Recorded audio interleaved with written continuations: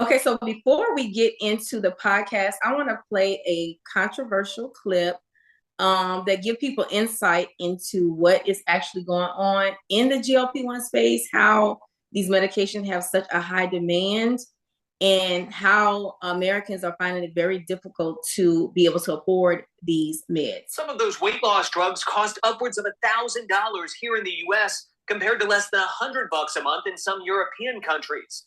Today, the CEO of Novo Nordisk, Lars Fruergaard Jorgensen, is facing Senate investigators. Novo Nordisk, maker of the popular drugs Wegovy and Ozempic, faces questions about why those drugs cost so much in the US.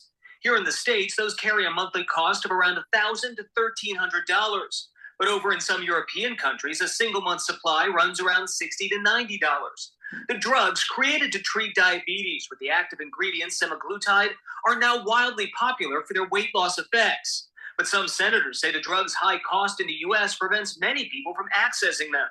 Senator Bernie Sanders has accused Novo Nordisk of, quote, ripping off Americans.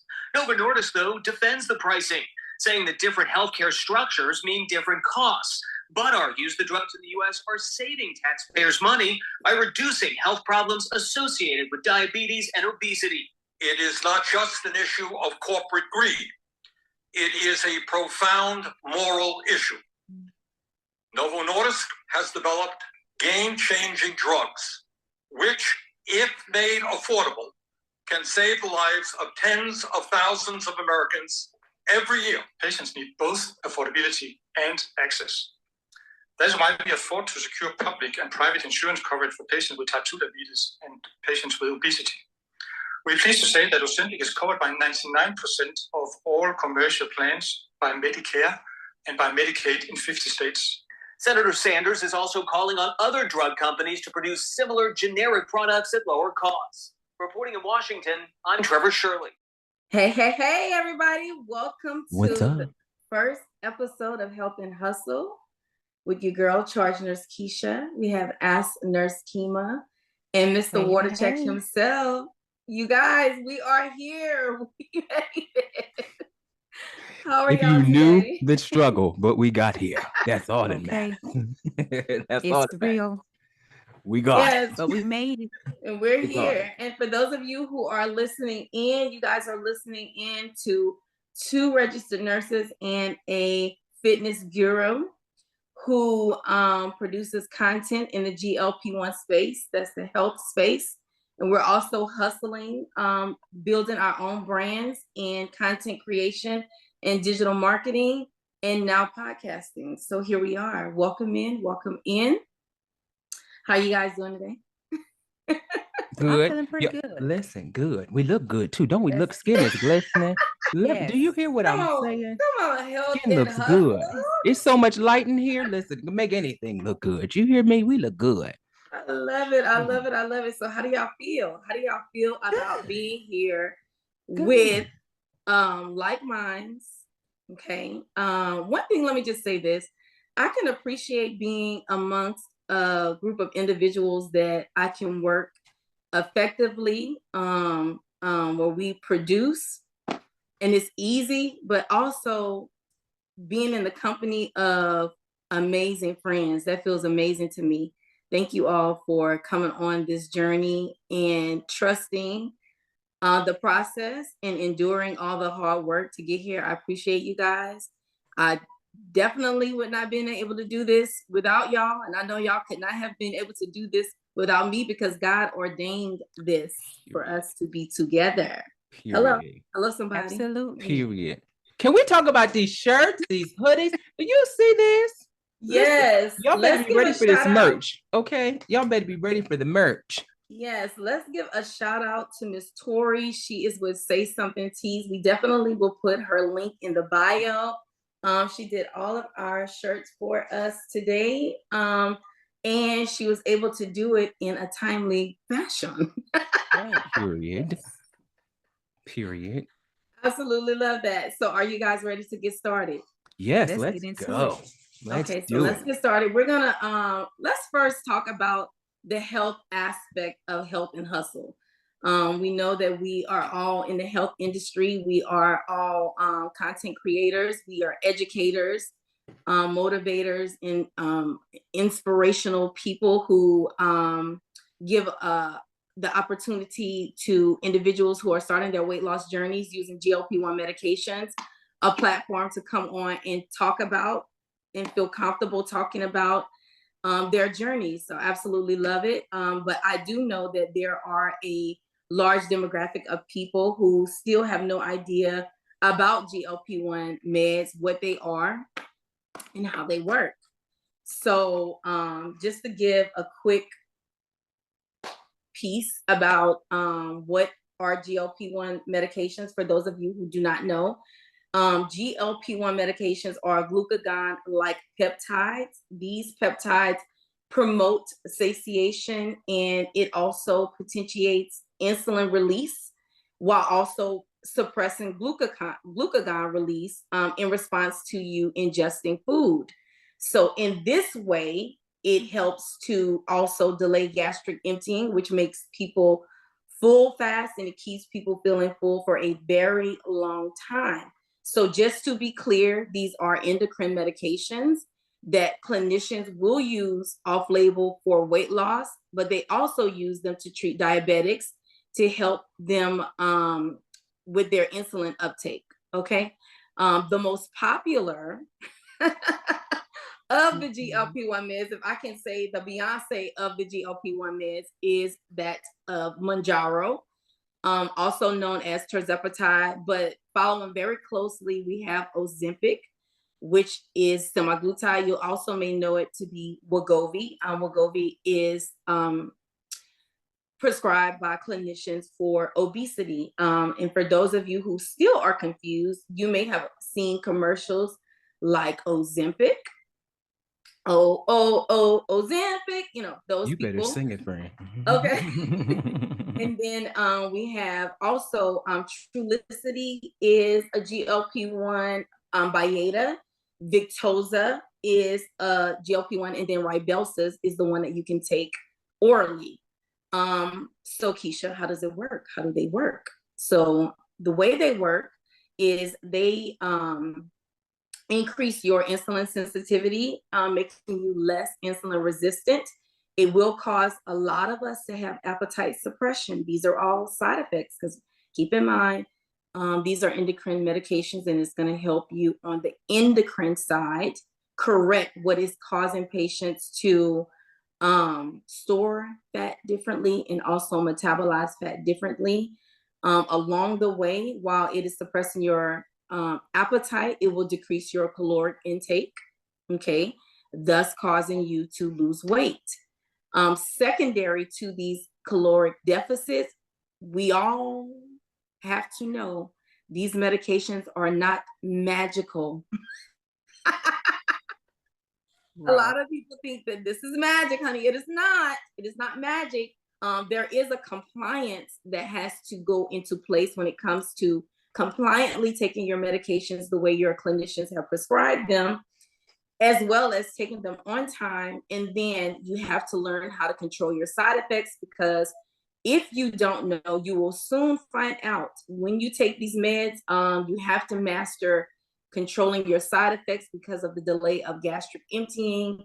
Side effects will follow, things like constipation, nausea, dehydration, along with a host of other things. If you're interested, go on over there to TikTok and YouTube and follow us, because we do a whole lot of education in those spaces.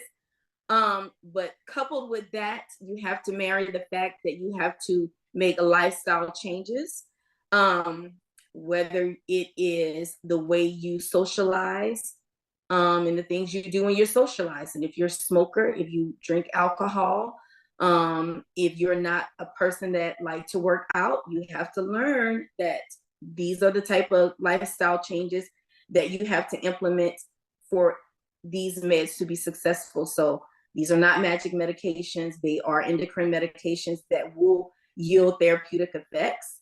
If we do everything, we have to be compliant, we have to be consistent in all of the things. We have to make lifestyle changes. So that's what they are, and that's what they do. So Kima, can you talk with us about who benefits from these medications and how do we actually get them? Absolutely. Thank you for that charge, Nurse Keisha. So you're talking now with Ask Nurse Kima, and let me just tell you, these medications benefit way more than what the FDA approves it for. Okay, so let's just get into it. Yes, does these medications treat type 2 diabetics? Absolutely. But it doesn't stop there. It goes right into treating people that suffer with chronic obesity. Okay, those are the FDA indications. But we've done a step further. We now know that these medications treat people that have sleep apnea, fatty liver disease. They suffer with chronic kidney disease as well. So these medications benefit more than what we originally thought they were going to be set out to treat. So that's the beauty of the medication as far as treating the people that need the medication in the GLP-1 community. Now, you ask the question, Kima, how can I get access to these medications? What do I need to do? So please tell me, honey, because that's the talk in the street. That is the talk in the street. So let me put on my case management hat for you. Okay. So number one, if you have commercial insurance, you need to reach out to your pharmacy benefit manager. That's number one. And ask the question, are these medications covered under my drug formulary? And if they are covered, then your next question should be, what is the clinical criteria? Because we all know there is some sort of criteria that qualifies us to receive these medications. You're either going to do one, step therapy, or two, you're going to be required to do a prior authorization. And with that prior authorization and step therapy, the clinical criteria is very important because those documents need to marry. So your PA and the clinical criteria needs to marry so that you know that you can be approved for these medications. Now, it doesn't stop there. It doesn't stop there. You know, we have telehealths. You know, we have telehealths out in the community. Okay. So you can also reach out to a telehealth company. I will not shout out the best one out there, but you know who is, if you follow us, you know who the number one is. But you can reach out and complete their consultations as well. And don't get me wrong, I also know that people assess get these medications through med spas. I get it. I can't knock it. You have to do what you need to do and based on what you can afford. Because as a registered nurse, one thing that I do know, you will not be compliant with your medication if you cannot afford it. Okay. Okay, friends, let's get into the biggest myths with Mr. Watercheck. What do you think? I just want to make sure that people can hear me because the land of delusion is a real spot, and we're going to delay those myths today. You cannot take this shot and not do nothing. That's the biggest one I've heard. And then I hear people say that you're going to look like Skeletor because you done took the shot and you ain't going to have no muscle left on your body. But don't you worry, friend. We're going to go into that in a little bit more detail. The devil is a lie because I look good. Period. Okay. Cheekbones look 22. Okay. You better get you some. We'll talk about the stuff later. Go ahead. Listen, let's get into the shortages. Let me talk about 2023. And I'm going to be 100 with y'all. I'm going to keep it a buck. When the shortages started to affect the GLP-1 community, I really wasn't concerned because it wasn't affecting me as Nurse Kima. Okay. But I knew if the shortages would begin to affect my area, I was going straight to compound. I didn't second guess it. I wouldn't worry about it. It was more so now, which telehealth am I going to use? That was really the question. But I knew what my options would be. But let me also say, back in December 2023, your girl felt that shortage. Your girl felt the shortages. Okay. And I had to do what I felt was necessary. When I reached out to my pharmacy and they said, you know what, Kima, we don't know when we're going to get 2.5, 5, 7.5, 10, 15. We didn't know. I said, oh, don't worry about it. I got a plan and I'm moving on. And that's when I went right into telehealth. Okay. And you know, one thing I hear a lot, you know, in the community when we're talking about, since we're talking about telehealth, and compounded versions of these medications, is there is so much fear of the brands coming out of shortage, and people will no longer be have access to compounds. And one of the things that I do on my platform is I try to reiterate over and over again that in my 22 plus years of being a nurse and working with compounded medications, we have done this song and dance so many times when I tell you I am so unbothered, and when I see other clinicians and people who are in the medical field who work with compounders not even budge when they see this type of, I call it fear mongering in the community. I just wish people knew that even when these meds come out of shortage, if that even happens, and compound is on the chopping block, I mean, whatever verbiage people want to use out there, friends, there's always going to be something up next. And how you know your friend going to be in the line waiting on what's next? Because there's always something next. This is a billion-dollar industry, and nobody is going to lose their bag because of shortages or whatever the case may be. I just wish the community would know that. But hey, but hey, let me say, you know what? When I think about all the conversations, because, people come into their lives all the time and they say, okay, Kima, what is your thought? What are you thinking about, tirzepatide coming off the market? And I'm going to tell you the same thing I say in my live. I'm going to be in whatever line, okay, that I have to be in order for me to secure my medications, okay? Period. So Period. I cannot worry about things that are not right. Period. point. Listen, I will adjust. Okay. Do you know how many Michael Jordan shoe release lines I have sat in waiting to spend my money on some tennis shoes? I mean, hours, like waking up in the middle of the night, trying to be the first one in line, sitting for hours trying to get. Can we talk about the Apple shoes. line? Can we talk about the Apple release line? Come on, friend. Can we have a word for the Apple release line that gets wrapped around the mall when the phone come out? No. Don't let the iPad may be smaller, but when the phone come out, that thing gonna be wrapped around. Do you not think I'm gonna be in those same very lines trying to take care of what I need to make sure I have longevity and the best quality of life to be with my family? Come on, y'all. So I don't know. I asked the question, is it the end? Is it going to be the end of compound or no? What y'all think? What do you think, Mr. Watercheck? I don't think so, but I mean, I'm gonna find a way. Okay, I'm gonna find a way. I was 278 pounds. I'm gonna find a way. I don't care what Instagram say about it. I don't care what YouTube say about it. I don't care if somebody say the easy way out, backwards, forwards, telling me I'm taking it from their best friend. I'm gonna find a way because we're not going back to that 40 waist. Do you? Honey, she'll never be 200 pounds again. Ever. And compounded medications, compounded pharmacies have been around forever. Oh my God. Listen, we talk about lipo-C injections, lipotropic injections, lipolytic injections. All of those things are compounded. That is not new. At the end of the day, my personal opinion is that, hey, they're going to change the molecular formula to meet whatever needs, okay, in order to serve the good people. And you will have clinicians that are willing to write you those special, unique scripts, because that's the whole beauty of compounded pharmacies, is that it's tailored to the individual. So, hey, there are clinicians waiting for what's up next. I just wish the community knew that, and they would be able to, what I like to say, calm down. Yeah. But the problem is they want it to be fast. And if the fast method is gone, because they think the GLP-1 is fast. So they're thinking, if my fast method is gone, what am I going to do? Because I didn't make the lifestyle changes when I started with the medication.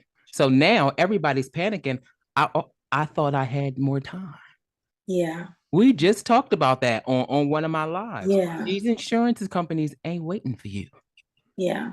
And you know what, Andrew, that's such a great point, because realistically, we shouldn't be solely dependent on the medications. We should be making lifestyle modifications that we can commit to, that are realistic, that when we are in these type of situations, that we're able to adjust in the moment until something better comes along. So that's a great point. That's a great point. Mm-hmm. Do y'all want to talk about the comparison of semaglutide and tirzepatide in these GLP-1 streets? Because listen, there is such a big comparison. A lot of individuals want to be on the Beyonce, the tirzepatides, the Mounjaro, the Zepbound, and we often forget that semaglutide is also an amazing medication. Y'all, I have coached a lot of people, and it's two people that specifically come to mind with the semaglutide who have been on the smallest doses and are both over 100 pounds down. One of the things that I find myself when it comes to comparing the two, because I always hear someone ask me which one is better. I tell you, in every single coaching session, somebody is asking me which one is best. Now, although everybody that knows me know tirzepatide is my GLP-1 of choice, but there are a lot of people who respond well to semaglutide. So one of the things that I offer in these types of situations, when someone has to choose, I always tell when I'm coaching, you know, if you have comorbidities along with obesity, and you have greater than 30, 40 pounds to lose, that you probably should be on tirzepatide. But don't forget that tirzepatide is dual acting. It has GLP-1 and GIP. And a lot of people can't handle that. Sometimes you have to start out with semaglutide to see, especially if you are super sensitive to these meds. Sometimes you have to start out with semaglutide just to see how your body is going to respond to just that single hormone component, and then move up to tirzepatide. What are y'all's thoughts?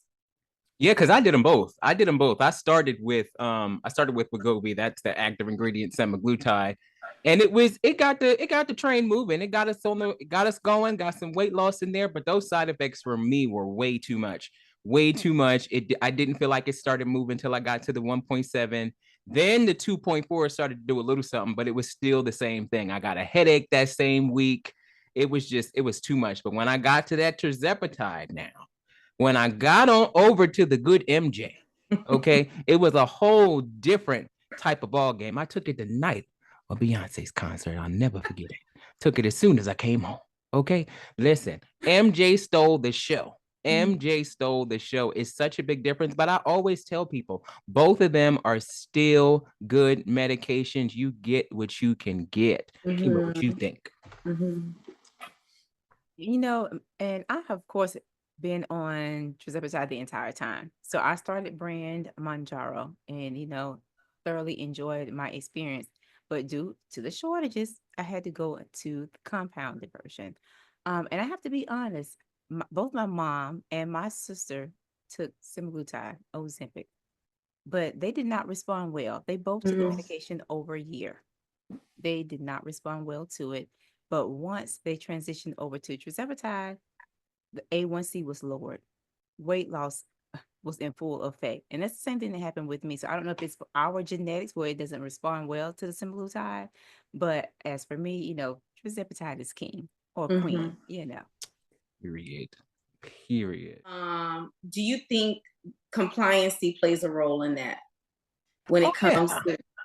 Absolutely. Because I think when you think about compliancy, you have to really sit down and think about, are you really ready to do this thing? Are you ready to give yourself an injection every single solitary week? Are you ready to go to the pharmacy and pick that injection up every week? You have to stay on top of this thing. Are you ready to monitor your side effects for an entire month or indefinitely? This is not one of those things where you just go and sit there and, you know, think, oh, I'm going to have 2 pizzas, have 5 glasses of wine, and think MJ's not going to tap your shoulder and say, hey, friend, what's going on here? What you doing? You might want to stop, because some people will not pay it. You have to pay attention to your signals as well. Some people eat past them signals and wonder why they're sick. Some people eat past those signals and wonder why they're nauseous. You got to pay attention to your body. A lot of people wasn't ready for that. A lot of people, back to the myths, thought it was going to be, I'm going to take my injection and I'm going to lose 20 pounds by the end of the week. It don't work like that. Yeah. It don't work like that. So that's why I ask people, are you really ready to do this? Can you be committed to this? This is an everyday you wake up job. You got one job now, whatever your career is, but this is another one. This is another one. And so many people think, oh, I tried to lose weight so many times, I know how to do it.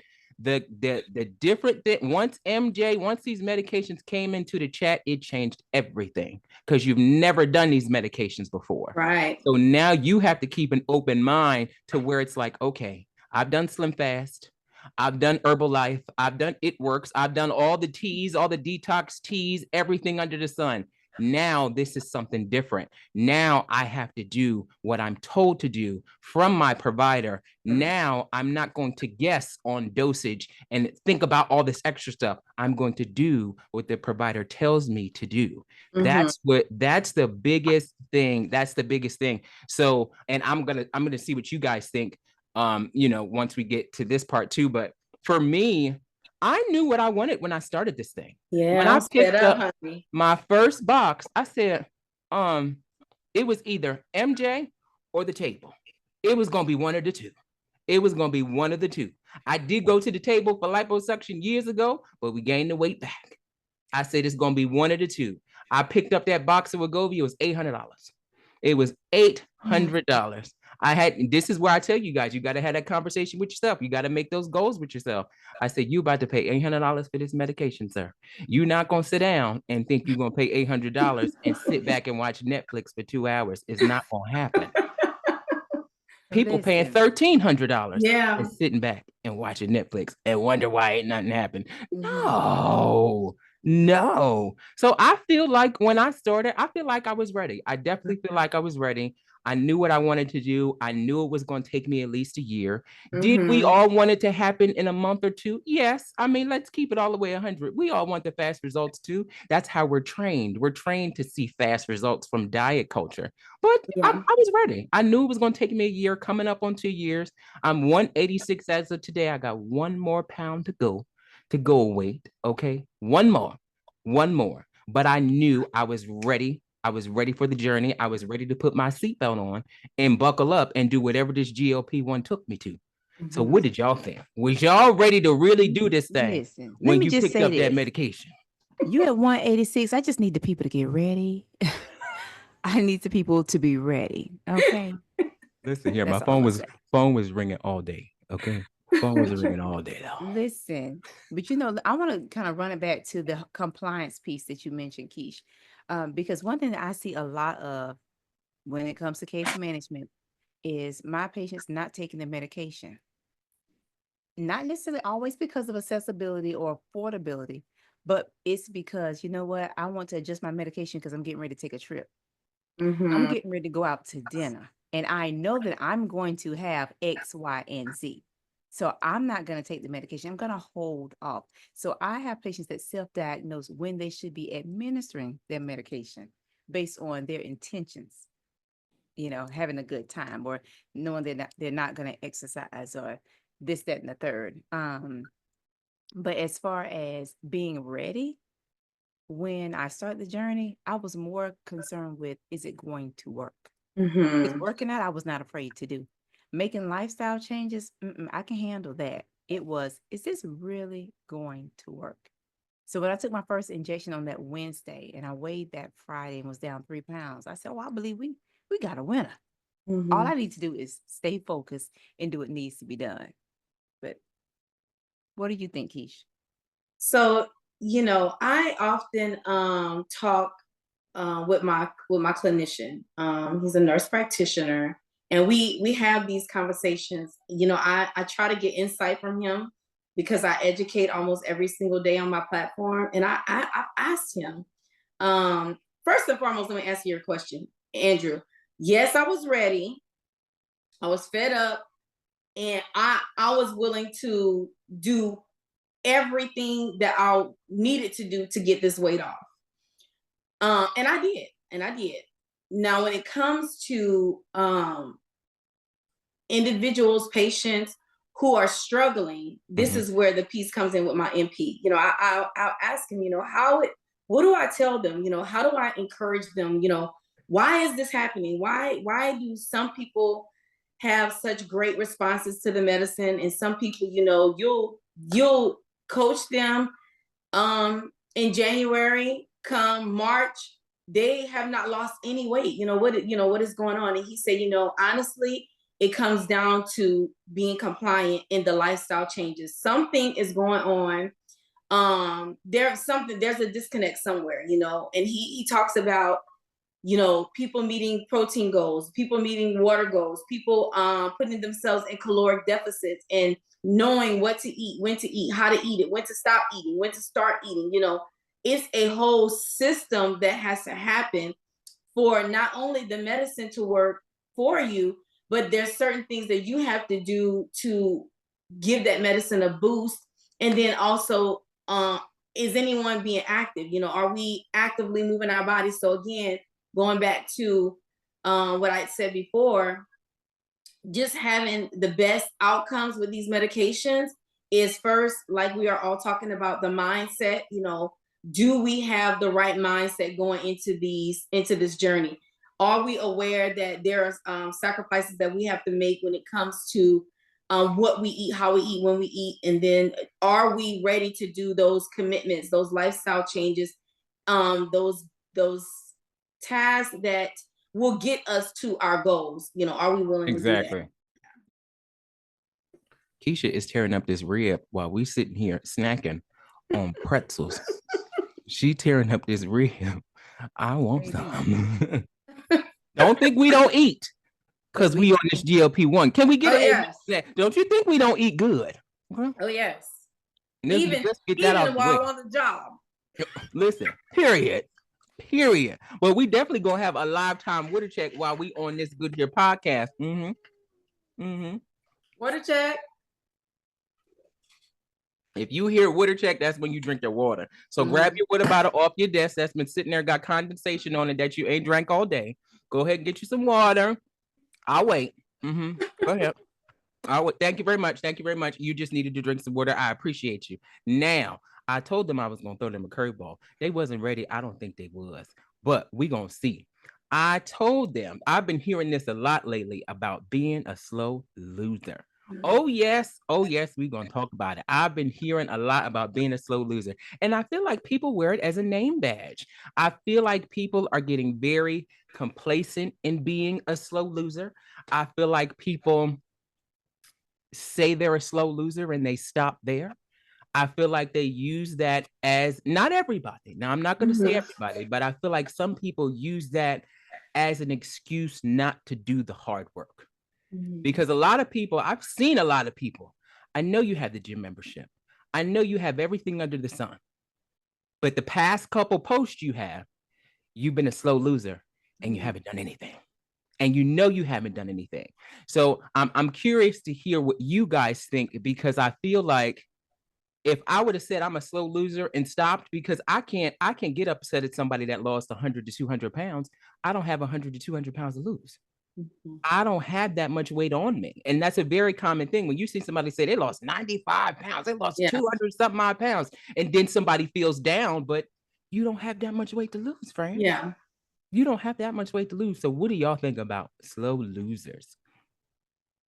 You know, and I have to be honest, I just started calling myself a slow loser. And I'll be honest.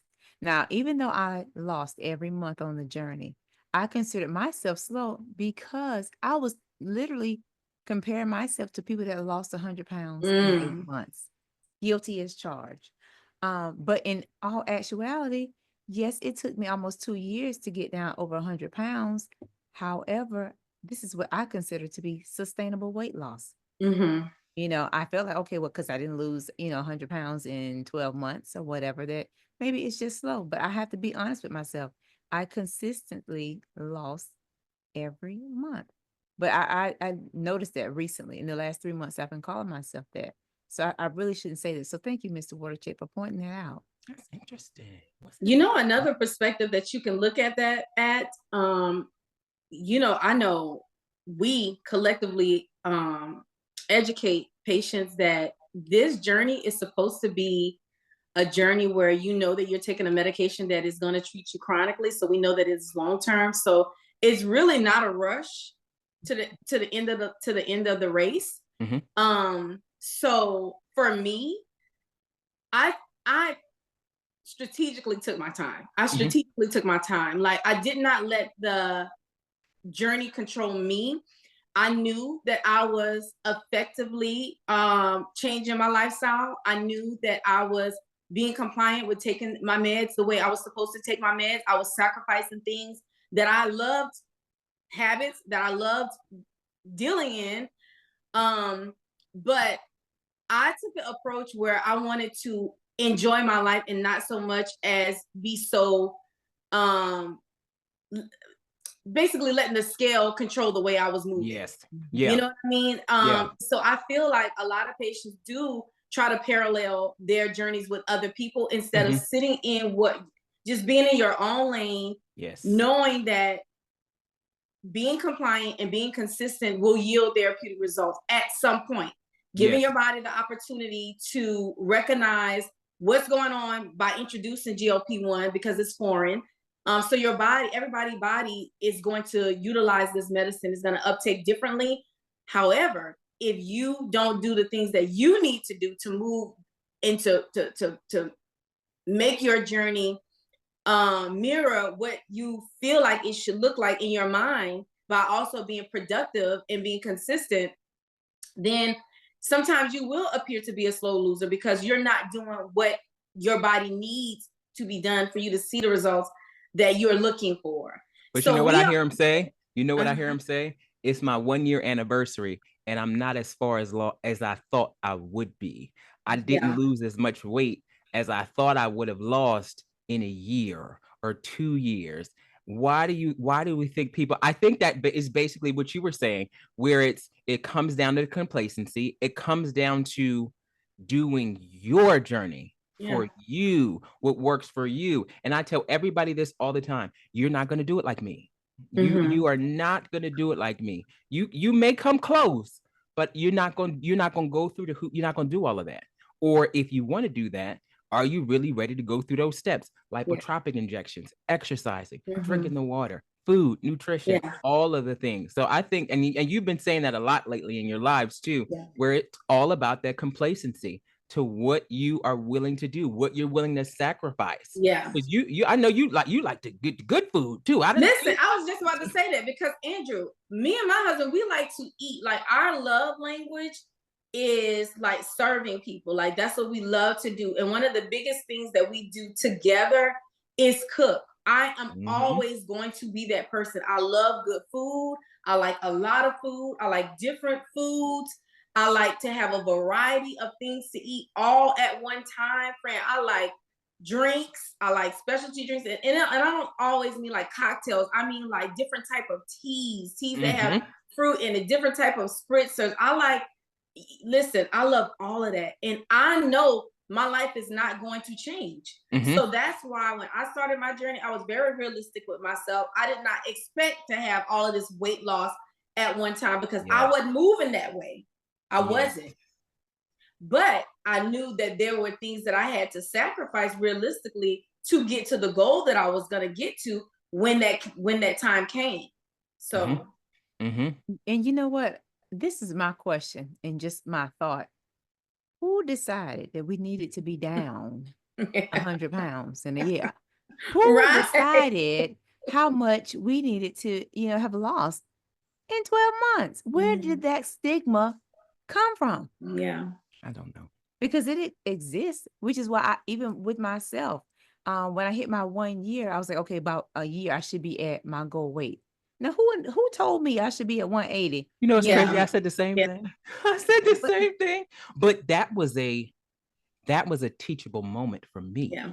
Because, we do it to ourselves. Yeah. Because I got down to 182, gained the weight back, went up to 278. So it was, I had to get, because I have the pictures to show you. I have the pictures. I had to say, Andrew, it's okay if you don't look like that because you weren't doing what you're doing now back then. You see what I'm saying? So I think a lot of people have to give themselves those teachable moments where it's like, okay, you're not going to look like you did in high school. You're not going to look like you did before you married your husband. You have to get everything out of whatever you thought it was before you took that first injection, because it's a whole new different journey. Yeah. It's pretty one of those things you put your seatbelt on and you go along for the ride. Look, we're going to get into these hot topics because let's get into it. Let's get into these hot topics. So I want to play something for you all that gave me a little kiki. When I tell you I was on my job laughing at these two. Let me play this for you guys. Flowers. How romantic are you? How romantic are you? I would. I have, and I do. I send flowers. If it's your special day, I'll make sure everybody else around you know you got somebody who a boss who care about you. Ain't nothing wrong with that. Ain't nothing wrong with that. I'm with that. So are you really on Ozempic? Because Tia said she went to the refrigerator and she saw the syringes and you was on Ozempic. That was funny. Is the boss really on Ozempic? Nah. And if, it's like if you listen to somebody, and I know she really loved Rose. She you love her too. That's that baby mama, baby daddy Miami shit. That's what, that's what y'all do. I don't know why y'all like that. No, that's you gotta stay positive. That's you gotta that stay Miami focused. Baby, y'all that's that Miami shit y'all be on. But man, I'm focused. I'm living life, man. I'm having fun. So are you yes or no? What? No. You gotta answer the question. Nah, baby. Rose gotta work out. Cause I ain't gonna lie, you fit now. I mean, I've been fit, but shit, Rose earned this. How you earn it? What you mean? I go get this. You don't see that? That's fat boy hustle. Yeah. I look that good that I look like I'm on the drugs. I ain't saying you on zip, but I'm saying you look good now. But Tia said that big fat. Now you can't listen to shit she really said. She cool, but she lost. Now listen, when I listen to Carisha and Rick Ross talk about this situation, I can't help but to feel like he's shamed. Yeah, I agree. And I love me some Tia. Shame. And Tia know what she saw in that refrigerator. She know what she saw when she said Ozempic. She know what she saw. Friend, you don't think that I did not go pull that video. You don't think I didn't go pull that video to show y'all what she said. But Andrew, just speaking from a man's point of view, because it gives me that, I don't know, I can't help but to feel that, first of all, I think that Rick Ross did Ozempic, Mounjaro, something, allegedly. Okay. Allegedly. Okay. And the reason why I think that he did is because when I played the next clip of Tia telling his business, I was like, oh yeah, he was on it, because anybody that have this situation that she gonna set up the scene, we all know what it looked like. But from a man's point of view, do you hear the shame in that? Because like when he said, I had to go get what's mine or whatever, however he said it, it just makes me feel like he's embarrassed of taking Ozempic. I think now, I mean, that may open the door for a little bit more, right? Because how often do you hear a man talk about his weight with another woman? Voluntarily. Okay. That's not his spouse. They're not together. So what makes you, just coming from a man's perspective, I don't know you like that. So we gonna talk about my weight? Yeah, he was an overweight man for a long time. Yes. They may be good celebrity friends, but when we talk about our image outside of the leader, outside of being the man, a lot of people don't think sensitivity looks good on a man. A lot of people don't think vulnerability looks good on a man. And when you talk about your weight, when you talk about those things that you're not sure, that you're not firm in, you may look at him like, when's the last time you heard a man take a weight loss drug? Yeah. Like it may be some form of weakness for them. Exactly. That's why I take the time to tell men, you can take this injection. You're not going to get feminine results if you take this injection. It's still going to depend on what you do, lifestyle changes and all of that. Because a lot of men think, oh, that's just for women. No. Yeah. And listen, my thing on that, when it comes to men, it makes me respect them more.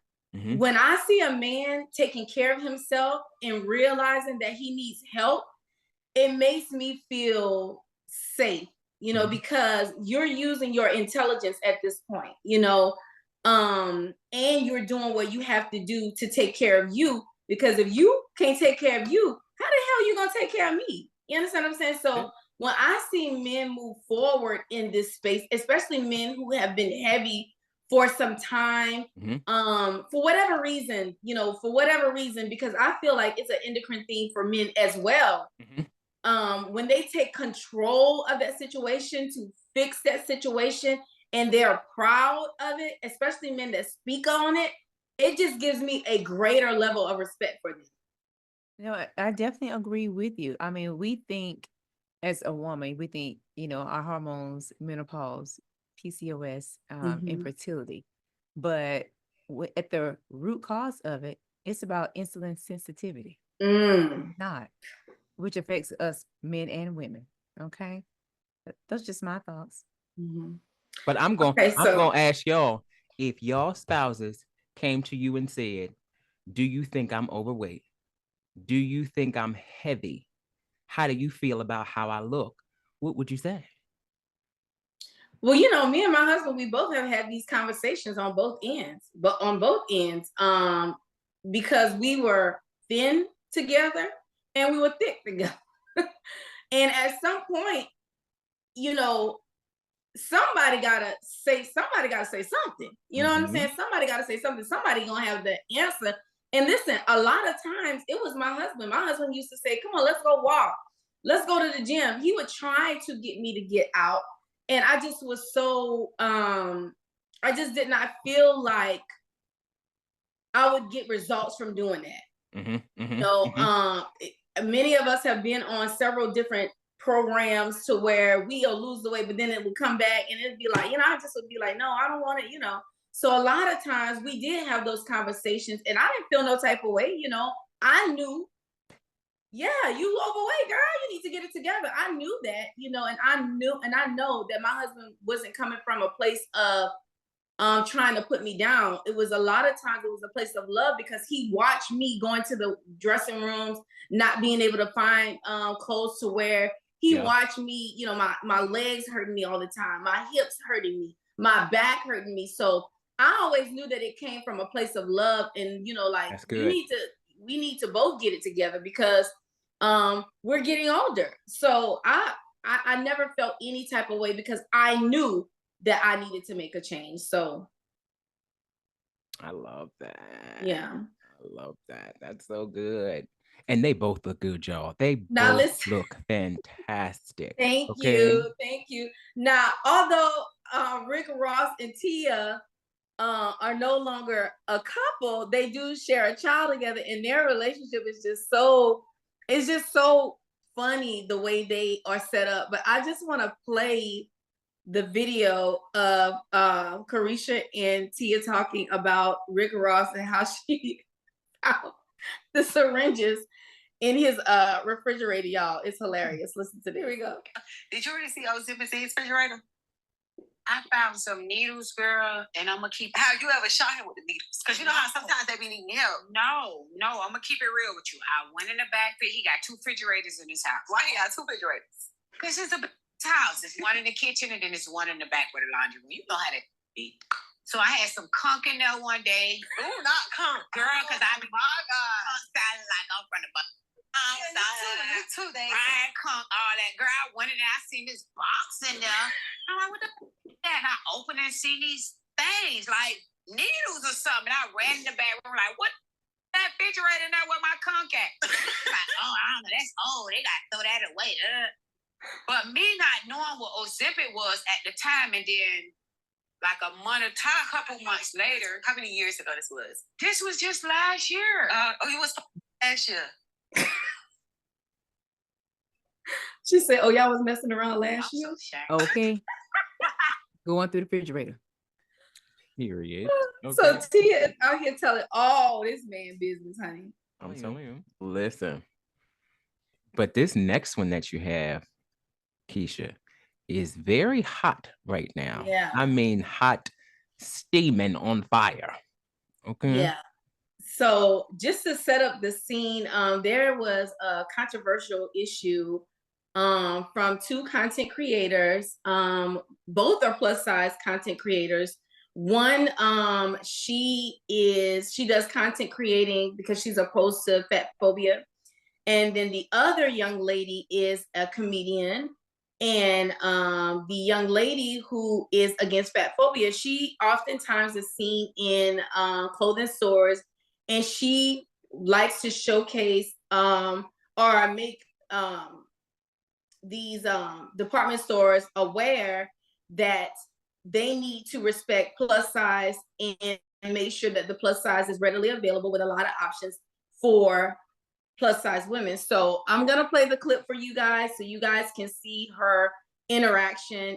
She was at Walmart. So here was her interaction. You see how Walmart has their plus sizes in the front of their store? Very mindful, very cutesy, very demure. That's produce over there. I could go get an apple and still find something for my apple shape right here in the front. Thank you very much, Walmart. Wait. I spoke too soon. Because I'm seeing plus, but I'm not seeing plus. Wait, I'm not seeing... Is that size 2? Am I tripping? I need help. Pardon? I was looking for the plus size jeans, but those aren't plus size jeans. I saw you don't need no plus size jeans. Listen. No, but that... I was like, okay, ladies plus, but then it's a size 2. All right, come on. Come on, I'll help you. All right, thank you. Right there. Oh. It say plus. Those are skinny girls. I know, it ain't for me. I'm asking lady though. Okay, thank you. Come on. Okay. There's no plus sizes. Oh, right here. Maybe we should move the sign. Thank you so much for your help. Now, Walmart. How do you want us to know that the plus size jeans are right here? You literally had the sign over here. I'm sick of it. I'm really sick of it. And what is it right next to? Clearance. Yep. What does that say? Over it. Don't piss me off. So gosh, I'm thinking back to when I was heavy and I was shopping plus size. Did it matter to me where the plus size was at? No, I don't even think that thought occurred to me, just as long as that it was in there. I do remember struggling with finding things that I liked. There was never anything that I liked. I mean, so I can definitely sympathize with her reaction. She was excited about them having the plus sizes in the front of the store, but then realistically they weren't. They were advertised that they were, but they weren't. And so she was very, very disappointed about that. So what do y'all think about her reaction in this situation? And what would you have done? I went back and forth about this. I went back and forth about this. I want to preface this by saying, do I understand what being in a space of plus size looks like? I've never been over 300 pounds, but I've had family members that have been over 300 pounds. So I know what that feels like I get that. Here's my thing. If someone is comfortable being that size, you have every right to be comfortable being that size. There's nothing wrong with that. Mm-hmm. But who's to say brands that have been around for years is supposed to just accommodate you? Because let's think about what we're talking about, the GLP-1 craze. If all of these businesses spend all this money to make all of this stuff in plus size, and you decide to go on Ozempic tomorrow and lose the weight, what are they going to do? They're going to have all of this plus size stuff that ain't nobody going to wear. So I guess my thing is, if you're comfortable being plus size, that is perfectly fine. But don't get mad at somebody else or a business because it's not laid out the way that you like it. I saw that video. We don't know that ladies plus in the front meant plus size because it didn't say plus size. We don't know what that means. May that be how she interpreted it? Yeah, that may be how she interpreted it. But can we slap Walmart on the hand because she thought that plus meant plus size? We don't know. She didn't ask until she got to a section that she did not deem as plus size. Mm-hmm. So I'm torn with it. I'm torn with it. If she's comfortable being that size, that is perfectly fine. Okay, so let's get into how messy this actually got between the ladies. So once Samara made her post, then Takara went into the comments, honey, and this is what she said. She says, "Girl, they have plus size. God damn, what else do you want from them? I'm asking a serious question. What exactly is your expectation when you walk into Walmart or Target and they do accommodate your size? What do you expect them to have the plus size clothing in the store?" She was asking the question. Now, she had a lot of capitalizations there, honey, that, honey, you know, don't talk to me in caps, but go on, Kima, what you think?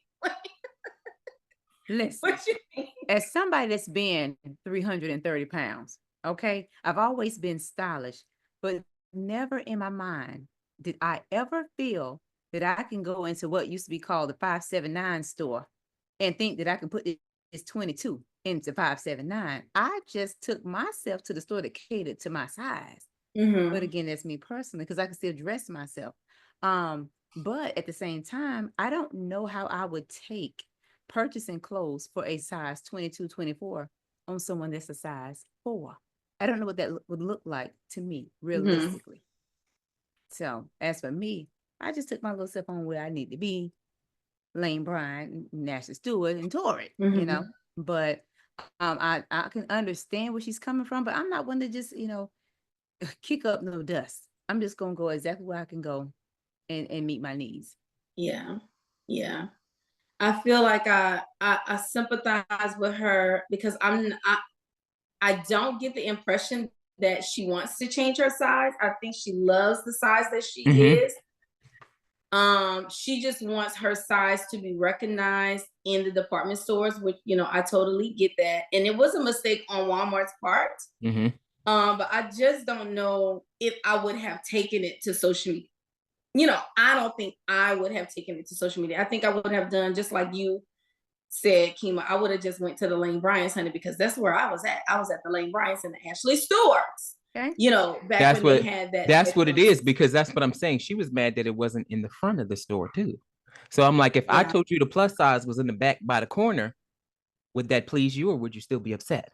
You know, it's those little pieces where it's kind of like, you know, like Kima said, are you going to go to where it caters to? Or if you walk into Abercrombie and Fitch, if you walk into American Eagle and they tell you the plus size is back here, are you going to feel a type of way about that? Or are you going to say, okay, my size is recognized in this store, but it's to the back? Let's think about what it looked like when Pride happened. Remember when Target had Pride stuff all the way in the front and then they moved them because somebody felt some type of way about it? It's just those little things that we kind of have to remember. Everybody's not going to, and we're not saying anything negative about Pride and moving stuff backward. That's definitely not the case. LGBTQIA all day long.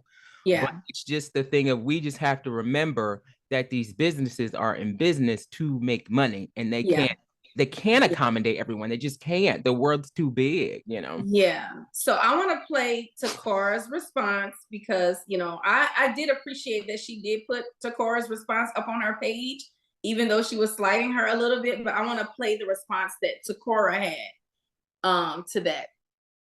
I want to first and foremost say thank you to everybody who's been super supportive these past couple of days. I don't know what's going on that girl's page and why she's still dragging this situation, but you gotta let it go, honey. You post up what I said about you. Nothing that I said about you is a lie. Nothing that I said about you is a lie. You stand for plus size inclusivity in stores. You've been a 3X for years. You don't have to be a 3X. If the stores are not going to change their policies to make you feel more comfortable when you shop in their stores, then you make yourself feel more comfortable when you shop in their stores. That's the only thing that you have control over, and to be honest, that's the best option for the situation at hand. It's just to lose some more weight so you don't have to deal with this. Then everybody that's coming on my page trying to defend her, y'all all look exactly the same. All of y'all look the same. Everybody look the same. I don't wear a 3X. Just to be clear, I wear a 1X. So for everybody in the comments asking me where do I shop for my 3X at, I don't wear a 3X. I'm not knocking women who do wear a 3X. I don't wear a 3X. And I have to address it because it gets to a point of integrity. I'm not a fat phobic. And when people start putting your integrity on the line, you have to defend your integrity. But now I went down the rabbit hole now.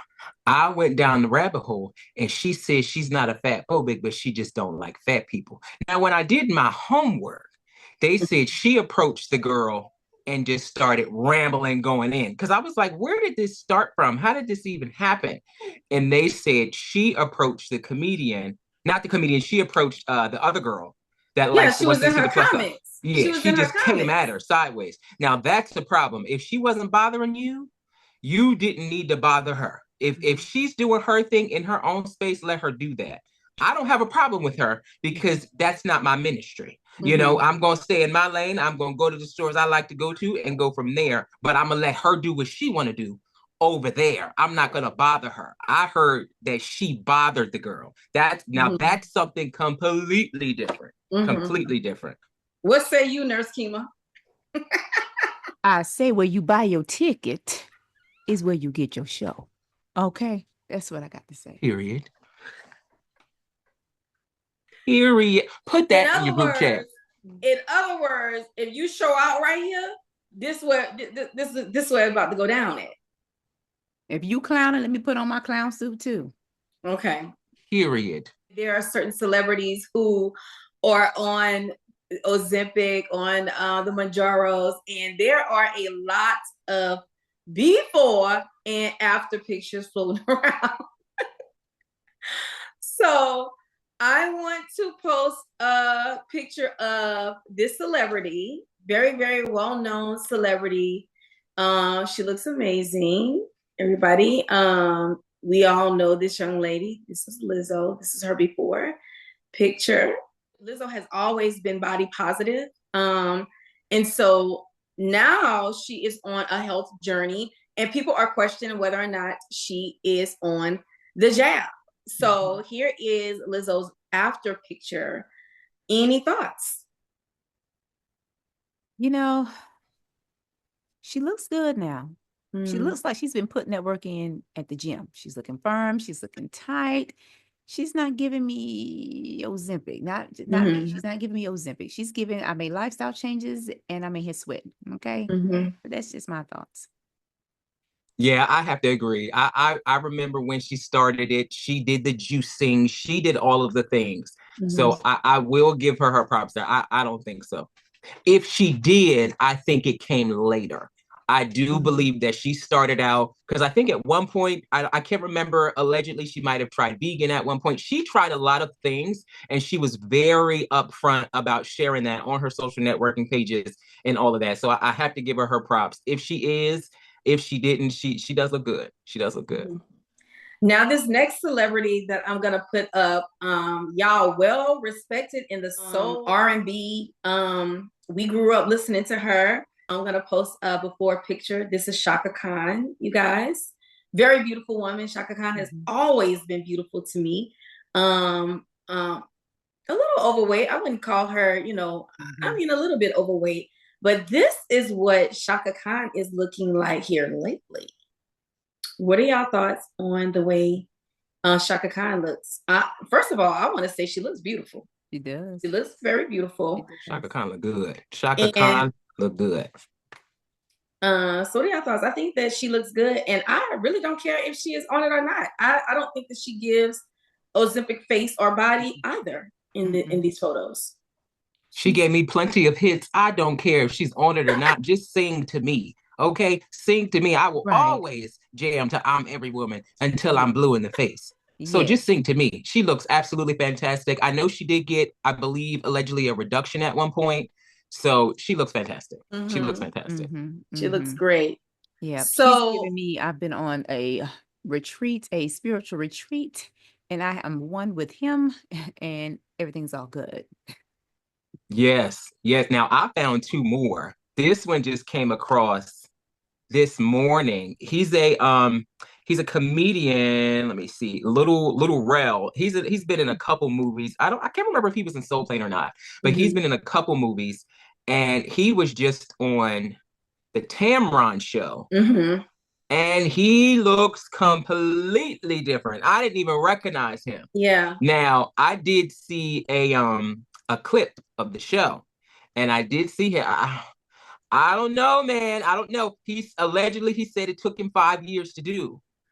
I don't. He's giving very much Ozempic to me. You Okay, guys let me know what you think. So listen, I dug for a clip of Rail, right? So let me play this clip for you guys. We're gonna take it. First of all, let's take it over to TikTok because TikTok be doing the most over there. TikTok don't let you live. TikTok tells all the business. So there's a young lady. I am gonna blur out her face and her name because she did not ask to be a part of this. But honey, you put your content out there, honey, we grabbed it. So I want to play a video that she did on Rail, and it has his before and after. So let's watch this clip. So little Rail went from this to this. I'm just trying to see here. Oh my God. Now, wasn't he just on the Shannon Sharp show, Club Shay Shay? And he was looking like the other. Okay, so we're gonna stop it there. So she feel like he's on the jab. Yeah. I personally think I felt like Rail was attractive when he was heavy, and he's attractive now. Yeah, he looked decent. Yeah. I think he looked healthier. Well, he looked healthy. Damn it, he looked healthy either way. He's a good looking man, but I think he looks better smaller. Agreed. I agree. And I think it comes back to if that's what healthy looks like for him and that makes him feel better, I'm all for it. I thought he looked fine beforehand, but I mean, if that's what you feel you needed to do, for your family or whatever the case is to get down to, but I mean, think about it too. They're celebrities. You get more bookings when you're smaller. If the role doesn't call for a certain size, you may have to go down in size. You may have to go up in size. Think about the curious thing of Benjamin Button with Ben Affleck. Ben Affleck was small. Yeah. So I think the celebrities are held to a different standard. Unfortunately, they have to go up and down in size consistently. So with that being said, the way that the celebrity life is set up, sometimes we have to move quickly, a little quicker than others. So sometimes you can go to the gym and to bulk up. However, if you're trying to drop for a role, I can see that jab coming into play. Okay. And I welcome it. Hello. I welcome it. Send me tirzepatide, please. Thank you. So going back over to TikTok, there's yet another video that came across this desk. And I'm going to play it. And we're going to talk about these celebrities. So we have Kylie Jenner, Scott Disick, Jennifer Lopez. Possibly. Yeah. On something. Kris Jenner. Absolutely. Oh my gosh, Sharon. Times 12. Jessica. Times 13. Rob. Yeah, absolutely. Yeah. Absolutely. Yep. Oh, Sharon looks terrible. Sharon. Jessica was doing, Jessica was hitting that bottle. Jessica was drinking. Jessica was drinking, honey. And she knows she was allegedly. She put that in her book. Well, you edit that out, girl. Edit that out. Lord have mercy. Scott, Sharon, and Rob is real questionable to me. Like, is that Ozempic or is it something else, friend? Honey, I don't know. That's a little combo. Yeah, I think that might be the combo. We don't know about that compound. We don't allegedly we don't know about that compound, friend. I don't know what to tell you. That's past. It ain't giving 503A. It's not giving 503A. No, it's giving 503G. That's what that's giving to me. That we don't know about that one. Oh my goodness. But I can say that Kylie looks good to me. Jennifer did look good to me.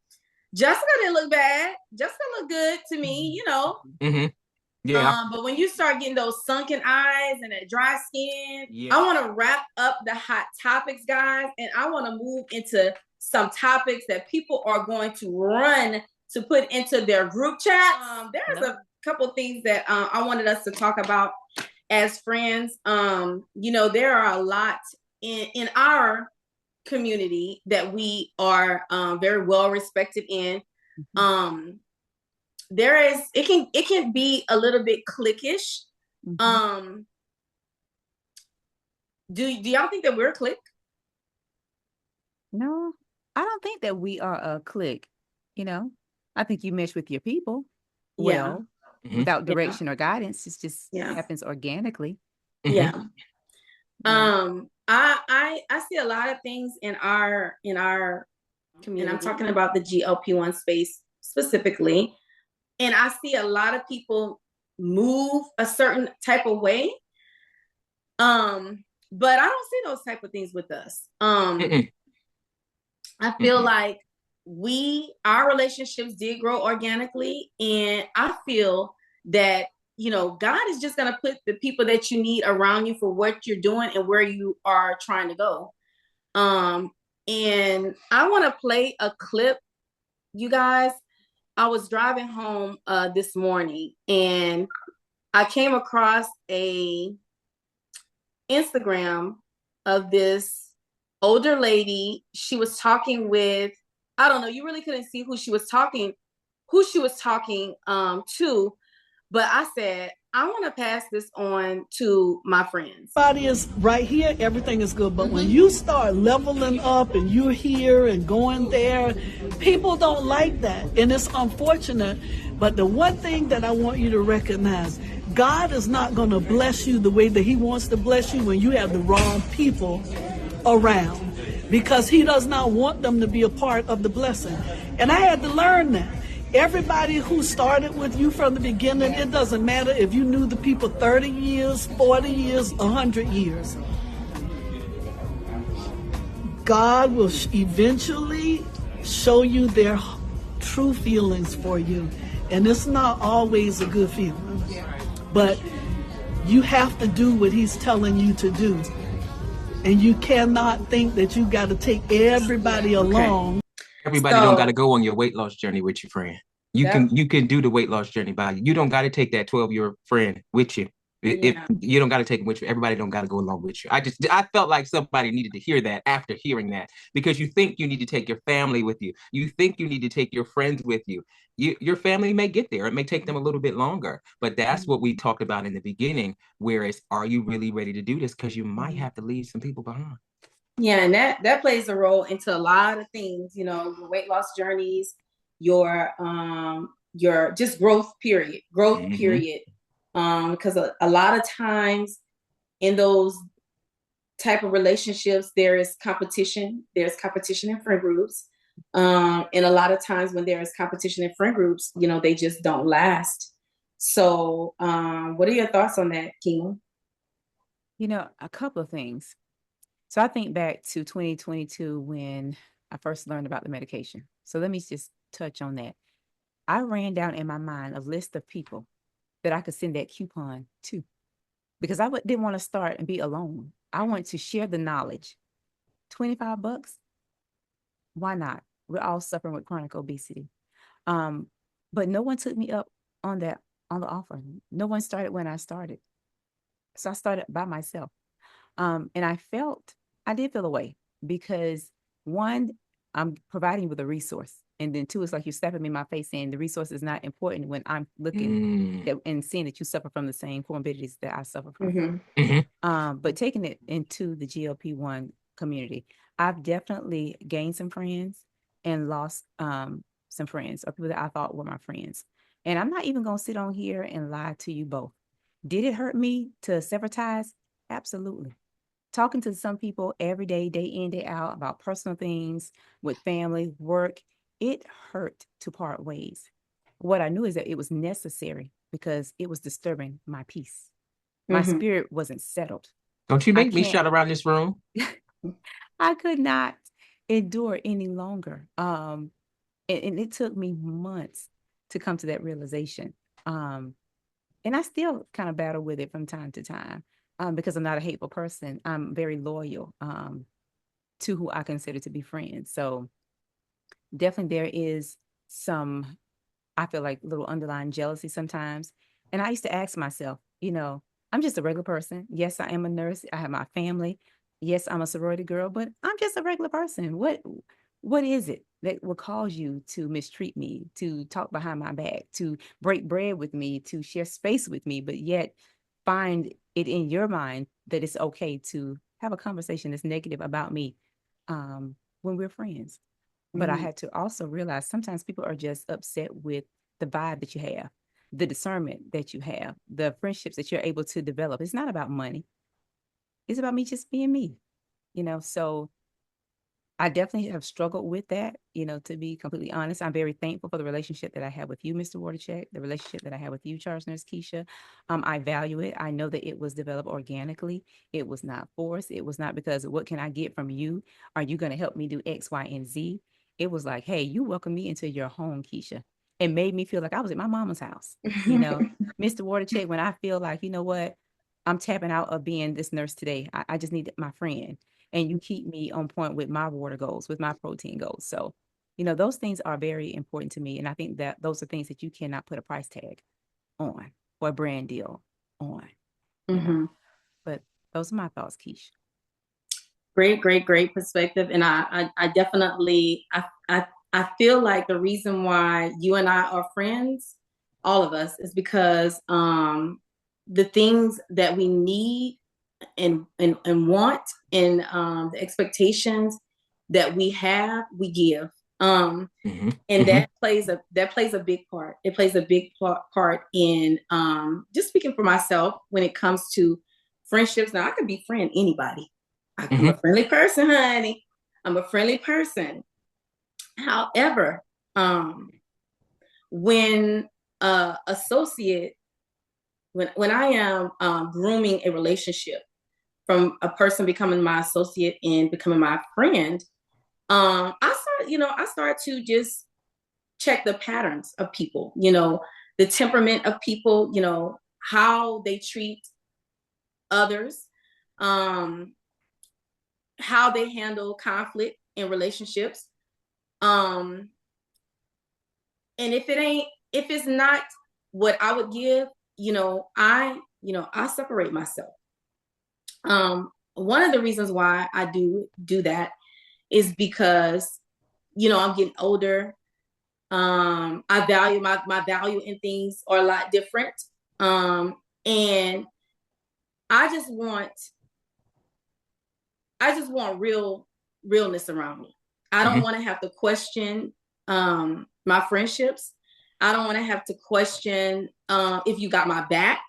I damn sure don't want to question whether or not you're talking about me behind my back, or if I can't confide in you, because I'm human and I need my friends. You understand what I'm saying? I need my friends. I want and I need my friends, and I want to be able to express myself how I want to express myself and feel comfortable in those situations. And I don't know if it's the Aquarius in me or not, but or I don't know what it is. I can turn on relationships and I can turn them off. I don't know if that's a blessing or a curse. But one thing I do know is before I let someone hurt me, I'm going to separate myself. I ain't going to hurt you. I'm not going to hurt you. I'm not going to talk about you. Child, we just got to part ways, and I wish the best for you. I wish you all the success, and those things. But if what I give to you is not reciprocated to me consistently, I got brought up being told, if you see someone do something to someone else that they are in close relation with, and you are in the friend group, associate group, what you think that they would do to you? And I've witnessed people do things to their family, that I just was uncomfortable with. And so again, once I pick up the consistencies, then at some point I have to decide, is this someone that I want to continue to have a relationship with, or do I need to sever the ties? And 9 times out of 10, I am going to sever the ties, primarily because I have a lot of people that love and respect me, that I love and respect, that I can get what I need from. So I don't have to deal with inconsistencies. So I don't, and I don't want that around me. And I don't want it around anyone that I love. Just imagine me having a group of friends that I love around me, and I bring someone around them. Not only am I disrespecting myself by having someone around me that don't really value me, but I'm also respecting the people that I love by bringing them around. And I never want to be in that position, and I never want to put anyone that I love position. So I just typically just, in those type of relationships, if I am friends with someone, if you see me communicating with someone, that is my real friend. And when you see that I don't, then they are not. That's just is what it is. So when it comes to the GLP-1 community, and we're talking about getting back to the clicks, I know I'm kind of long-winded. When we talk about the clicks, people need to be able to recognize someone who you are in business with, because there's a lot of business that happens in the GLP-1 community, and then you have to learn who are your friends. And definitely people can be in business with people, and then we part ways and we live our own respective lives. But when it comes to friendships, I don't really know that. I don't really know how that works in social media. What do you think, Andrew? I mean, for me, let me just say, this is all new to me, right? Because if you would have asked me a year ago, would you see me on social networking doing a podcast talking about health and fit wellness all day, I would have told you were absolutely crazy, because I'm very much, introverted. Mom told me a long time ago, you have to be careful who you hang around with. Everybody doesn't get my phone number. That's just how that is. And I tell everybody that if you have my phone number and you can reach me directly, I hold you dear to me. Yeah. But the unfortunate thing it comes to, with Pisces and with me is a lot of people like to vomit their trauma on me. A lot of people like to vomit their bad day on me. And I had to come to a place where, especially when it comes to my health, I'm not going to accept that anymore, because I'll get somebody's vomit and then my whole day will be thrown off. I won't exercise. I won't make sure I eat right, because I'm very much empath. I take all that in and I'm like, well, dang, I can't fix it. I can't, get it right. I can't do X, Y, and Z. So now, with me being smaller than I was when I started, I have to, and I talk about this all the time, you have to be selfish about you. You have to be selfish about you. And what I love about you two is you didn't ask me for anything. You didn't ask me for a single thing. You said, Andrew, you're just you, and that's all I want. That's all I'm asking for. I don't need you to be anything else. I don't need you to be a medical professional. I just need you to do exactly what you do. And that's it. Because I know some people was looking like, he ain't no doctor, he ain't no nurse. He up there with 2 nurses. What's he up there for? If I would have got my stuff together, I could have been on the podcast. What'd you choose Andrew for? Put that in your group chat. We saw that. Period. Now you see why. And I just want to add to that too. I'm very observant. And a lot of times I kind of just stay to myself when it comes to certain things that I see. But once I continue to see the patterns over and over again, at some point it's going to come out, because I can't hold it, because it's bothering me. So something that I see in the GLP-1 community is, or here, whether you got my number, whether you're inboxing me or whatever, where you say you have a problem with A, B, C, and D from said creator or creators.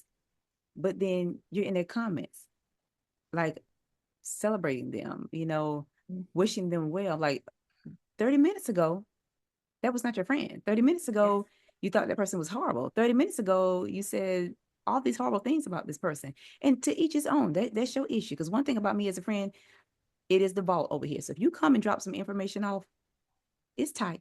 But I don't like seeing where you're going from side to side. I hate it. I don't like that. If those are your friends and y'all just have a disagreement, go ahead, fix that. Go have that conversation. It's necessary to be an adult and have that adult conversation. Yeah, the two-faced is a no-go. Don't come over here with all the unnecessary stuff, because again, I'm watching you and how you interact with them. Because if you don't talk about them, you do the same thing to me. Okay. But that's something I've seen for quite some time, That's it. I think we all see it. We all do see it. And this is one of the reasons why I am so quiet on TikTok, because I'm very, when I'm approached by someone, I always think, what is it that you want? Like, do you, because here's the thing about me. If I am going to befriend someone, or if I am going to come with something that I need from them, I'm going to give first. I'm going to give first. I'm not going to come asking you for anything before I give. I'm a giver. I'm always going to give. But for someone who has never, you don't share my content, you don't comment, I don't see you in the lives, you're not very, very supportive, but then you're in the DMs wanting to know or questioning or, it just made me very, or like you saying, word gets around in the GLP-1 streets, honey. We know who is talking about who. We know who is in the hallways. We know who got the fake pages, baby. We know, everybody knows. It's a lot of things that I see, but I don't say, and I try to keep myself removed, from all of that. And it is one of the reasons why, the people who I cherish, I hold them very near and dear. And I know people can see that on me in the community, because, if I'm for you, you're going to know it. I'm going to show it, it's not going to be a question. But I'm never going to go to someone asking them of anything before I give. And I see a lot of that go on in the community. People want, but what are you giving to that platform? Because there are a lot of people who want support. They want support, but you don't really give support. So I see a lot of that. And I do see the clicks as well. I do see the clicks. And you can tell what's genuine and what's not. And I think the difference between true friendships and clicks is the inconsistencies or what is consistent. One thing I think the community can never say is that us three, we're inconsistent, because we are not. When there is one, you are going to see the other one, or at least one of us. That's just the way we do things. I think it's very healthy. I love the fact that we can put everything out on the table, because we don't always freaking agree. We don't always agree, but the way we handle our conflicts are very respectful. And like you said, Kima, if it's something that you're talking to me about, you're talking to me. Because if you wanted Andrew to know what we was talking about, then, honey, we be on the FaceTime all the time, honey. Okay. But it's just something that Kima wants to talk to Andrew about that has nothing to do with me. And I respect that. And there are some things that I want to talk to Kima about that has nothing to do with Andrew. And, we can go around the circle with that. And I feel like a lot of people they don't understand those type of roles and respect of roles. So I think that's one of the reasons why friendships in the community don't last, because people don't know the difference between having an associate, between having a colleague and a real friend. Because there is a difference. There is a difference. And I want to add to that, Keisha. Real friends can be corrected. Oh, yeah. Okay. Real friends can be corrected, and they do not get upset about the correction. Lord have mercy. Because I can't tell you how many damn times you said, Keisha, don't do that. Kima told me to wipe my iPad lens off. I didn't even know it was dirty. Kima told me to wipe my iPad lens off. And I was like, baby, honey, because I'm sweet, but I'm an Aquarius down. Aquarius down. But you know what the difference with that is? I know who I am. Kima knows who she is, and Keisha knows who she is. Baby. So when Kima said that to me, I didn't take it as Kima trying to come for me saying my lens dirty. No, because I know Kima got me. If she said, Andrew, check, boom, she didn't say, Andrew, fix your lens. Yeah. She was like, Andrew, check your lens real quick. I was like, oh. But you have to know who you are in these friendships. Don't go into these friendships thinking that, oh, we lost weight together. Now it's just boom, boom. It's got to go beyond that. You want lasting stuff. Health and Hustle going to be around way beyond all three of us. You hear what I'm saying? Because once to go on the internet, it's out there. It's out there. But if you hear anything, you guys, please take the time to learn who you are on this journey. It doesn't have to be about popularity. It doesn't have to be about who looks the best. Jesus. It doesn't have to be like that. It doesn't have to be like that. Yeah. So go ahead, Kima. I was going to say, I've heard people say, like, you can't make friends on social media. And I have to disagree with that. Yeah. Like the friends I've known over 20 years are on TikTok as well. And we still speak on a regular basis. But I have met some genuine people on this journey. Yeah. I talk to probably more than I talk to my best friend. And my best friend is here in Atlanta with me, but she understands everyone's place. She's never upset. She's never saying, oh, are you on the phone with Andrew now? oh my goodness, you always talking to Andrew, or you on the phone with Keisha now. It's never a thing. Yeah. Because that's your friend. It's my friend. You know, I just want to add That's that your little friend. piece. That's your friend.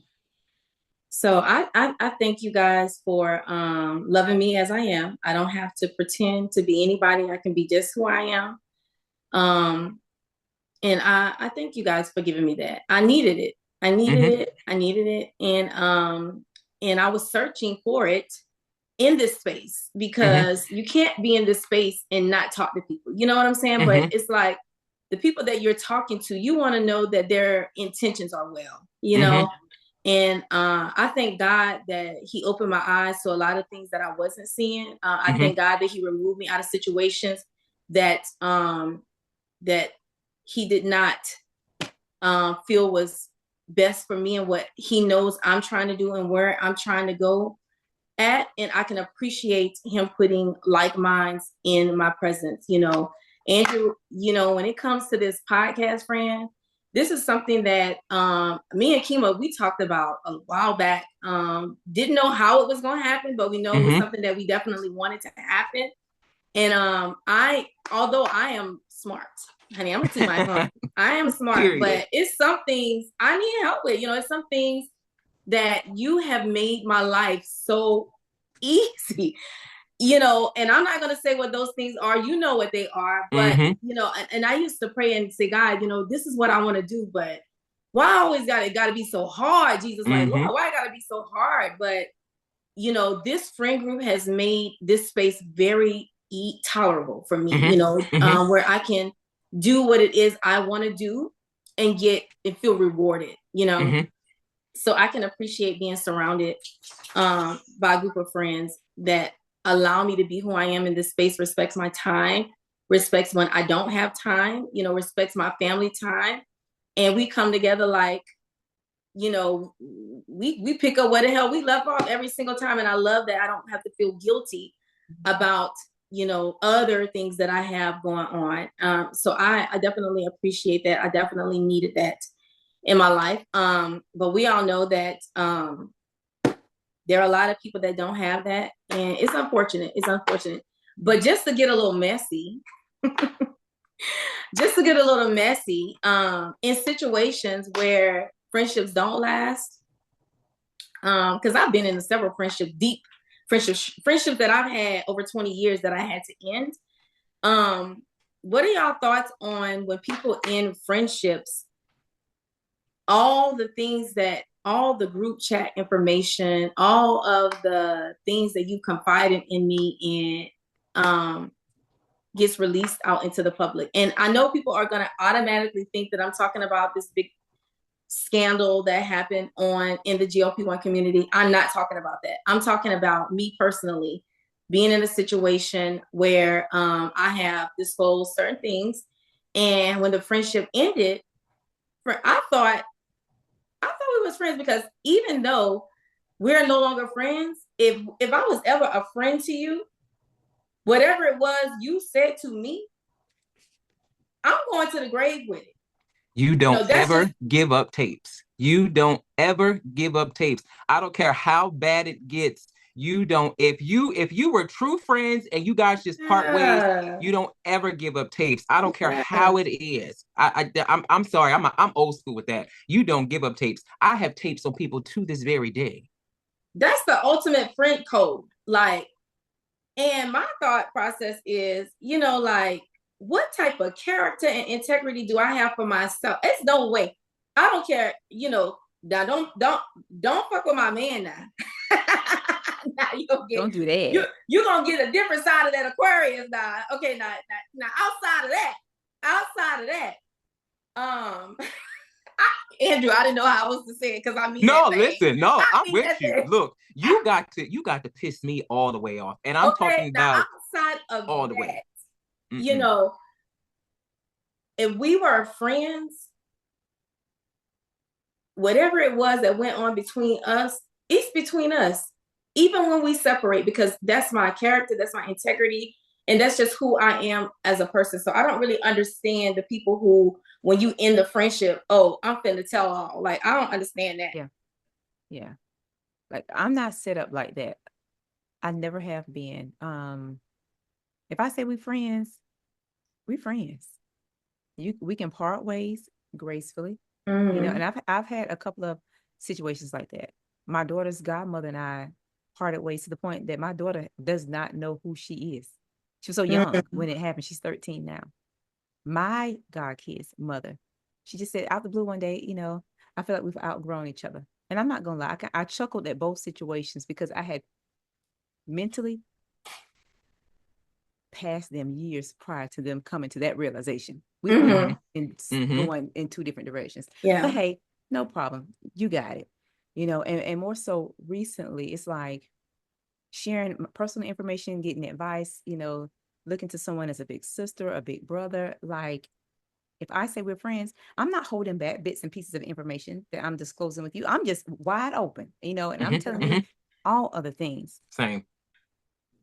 But what I will say, please do not take this kindness for weakness. Please do not take, because I don't clap back at every comment or every subliminal message that I don't see it or that I don't have feelings. But what I will say is, where you buy your ticket is where you shall get your show. Okay. So tread lightly, because there, you know, speaking to myself personally, you know, I know people in the community will see this podcast and be like, damn, I thought they was going to have a different cast. I know those thoughts are going to come forward. And I know there's a lot of speculation behind it. But honey, let me tell y'all something. All of you all who are in the hallway, come on in, friend, because you will never find out any information on that situation from me. However you get it, but you're never going to figure that out from me. This is what it is. This is Charge Nurse Keisha, Ask Nurse Kima, and Mr. Watercheck. That's what it is. No matter what you thought it was going to be, this is what it is. And if you want to know all the rest of that stuff, you're going to have to go around the corner with that, because that I don't move that way. Whatever happened, and the individuals that were involved, that's who all that need to know. So y'all go around the corner with that, because Health and Hustle is a horse of a whole nother color, and we vibrate high over here. Okay. Period. There's a safe space over here. We're talking about real topics. We are real friends. And it's a vibe over here, and it's a positive vibe, and we are under a covering over here. So if y'all want all of that stuff, although we're going to give y'all the tea, and we're going to give y'all all the stuff that y'all can go put in y'all group chats and all of those things, but just know when it comes to these three, it's real. Okay. All right. So Andrew, is there anything that you want to say to that? Because I think this would be a great segue into our next segment, which would be on mental health. I do want to touch on mental health for a moment, but only if you are ready to move on. Yeah, we can go ahead. Okay. That's a good way to go in. Okay, so there are a lot of us that deal with mental health issues, you know, coming from different forms, whether it be on your job, in your health, in your families, in your friendships, and things of that nature. But I want to play a clip of this young man who comes on TikTok. Oh my God. Every time I see him, I listen so attentively because he is amazing. He's amazing. He's so good. I want you to get to a place in your life where you can say to people, I can't replenish you and depreciate me. I can't replenish you and depreciate me. I can only give you my overflow. That cup is mine. I've gotten too used to giving to people to the point that I then became the person in need. I cannot replenish you and depreciate me. Absolutely love his content because Me too. He will take you from a place of the unknowing and gather you in a couple of seconds. Yeah, he sure will. Absolutely. He's fantastic. He is fantastic. That clip there released the guilt that I felt for giving too much. For years, I didn't know how to not give. I'm just going to give because I have a way of anticipating the needs of others. So if I feel that you need it without you communicating, I am going to give. But I had to realize, and listening to him helped me to realize, hey, you can give when you have it to give, when you have the energy to give, you have the time to give, the space to give. But when you don't, it's okay. Yeah. Take a step back. Yeah. Mm-hmm. Exactly. That's so true. People ask me all the time, Andrew, how in the world do you get up and do that every single solitary day? How do you get up and do that every single solitary day? Because I had to start pouring back into me. Mm-hmm. I had to start pouring back into me. It's been, I was always the one dropping what I was doing, answering the phone when anyone of friends call. I was always the one dropping what I was doing, driving to Philadelphia. Hey, you need me? What you need? You need to move. You need to do this. I got you. Boom, boom, bam. But I'm the one sitting back there gaining 78 pounds looking crazy while you over there living your life doing X, Y, and Z. You get to a point where you can't do that anymore. And people are like, Andrew, you're just, standoffish. No, I have to. If I don't stand for me, nobody's going to stand for me. Nobody's going to stand for me. So you have to, whether it's your health, whatever it is that you deem important, you have to replenish yourself first. And I had to get, and it's funny Kima said that because I had to say, Andrew, it's okay if you don't have it today. It's okay if you don't have it today. You don't have to be Superman for everybody. I know, me and Kima have talked many times. I was like, Kima, I just don't have it today.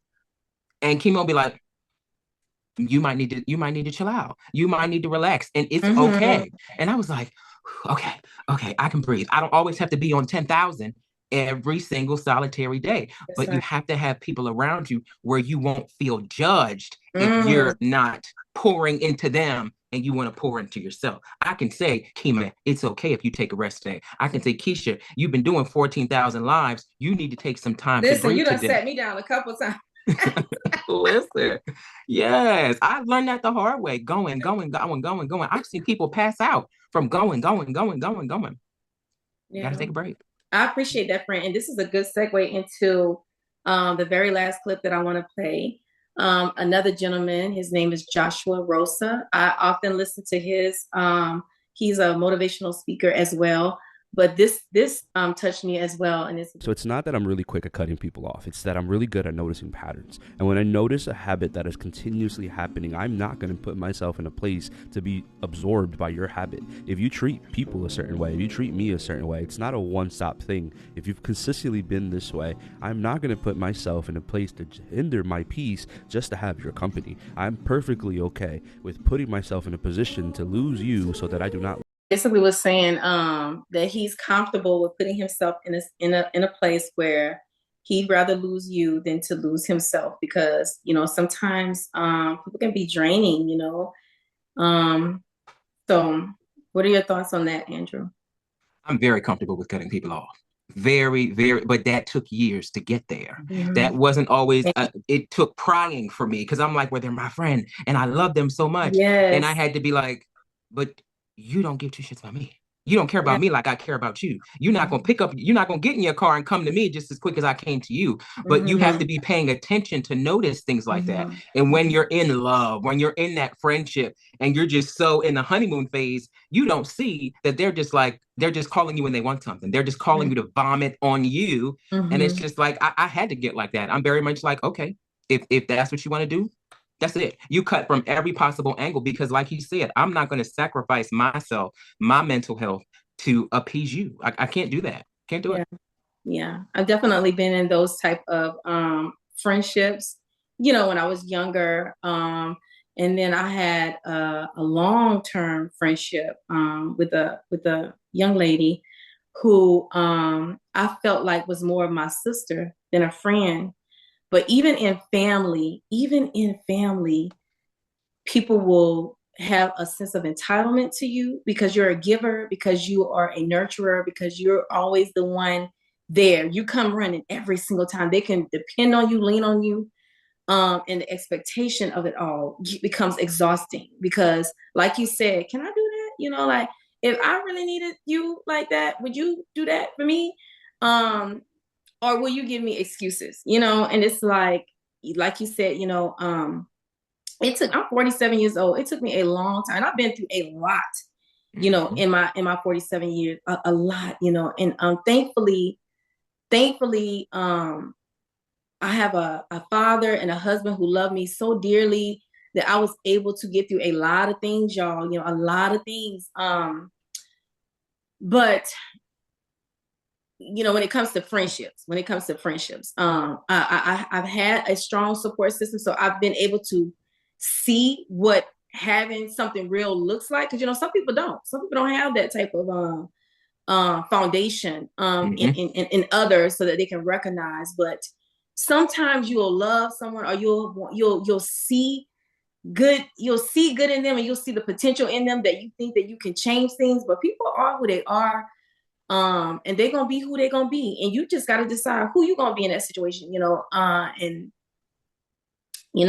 had to learn it. A lot of times I've had to learn it the hard way.